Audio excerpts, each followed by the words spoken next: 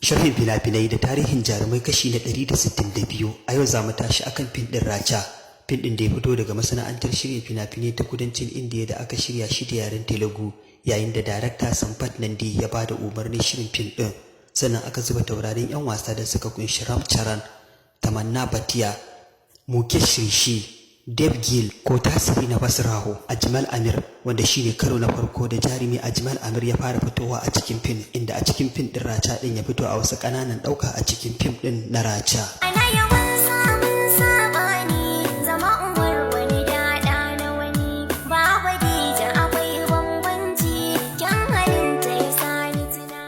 Ɗin Raja, wanda kamfanin Algaita suka masa fassara da suna Hatsabibi, mai tsawon minti 144, ya fita a ranar 5 ga watan Afrilu a shekara ta 2012. Sannan fim ɗin ya ci kuɗi karo 29, kimanin naira biliyan 2 da miliyan 600. Ya kuma yi bakin gwargwadonsa a ofishin dillancin fina-finai na Indiya, inda ya dawo da karo 50, kimanin naira biliyan 4 da miliyan 500, tare da kwashe lambobin yabo guda 5 da manazarta suka tantance su. Lambobin yabo da fim ɗin na Raja ya samu akwai Best Actress, Best Choreographer dansa. An fara ɗaukan fim ɗin Raja da suna mai rufu a shekara ta 2010, yayin da jarumi Ram Charan ya kammala ɗaukan shirin fim ɗin Oraj, wanda kamfanin Algaita suka masa fassara da suna So Dole, yayin da Ram Charan da Kajal Agarwal suka kasance jaruman shirin fim ɗin. Sai dai bayan an fara ɗaukan fim ɗin ba a yi nisa ba, daraktan fim ɗin ya fahimci cewa kasafin kuɗi da aka yi fim ɗin Raja ɗin ya yi kaɗan.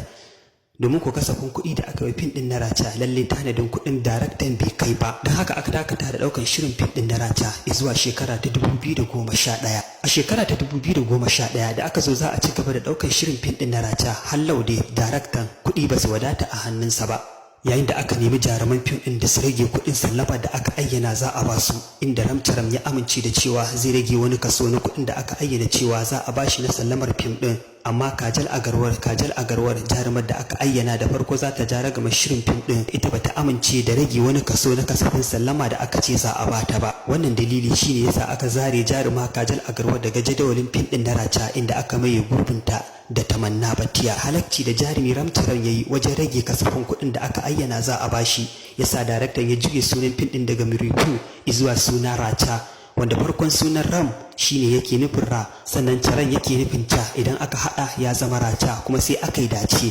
Kalmar Raja din tana nufin tashin hankali, kamar misali a Hausa a ce Sani Musa Danja, sa mu, in aka hada za a yi dace a samu kalmar ta zama samu.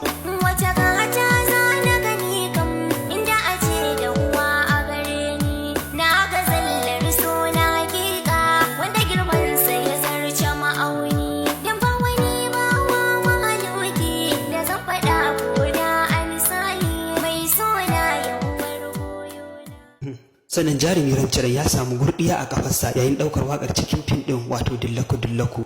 Fim din Raja ya samu karbuwa sosai a cikin Indiya, inda akalla aka nuna shi a allon sinima da ya kai 122. An dora fim din yaren Tamil, da aka dora masa yaren Tamil din aka sanya masa suna da Ragalai. Ko dora masa yaren Malayalam, da aka dora masa yaren Malayalam din aka sanya masa da suna da Raksha. Da aka dora masa yaren Hindi ma fim din Raja an sanya masa suna da Betun Raja.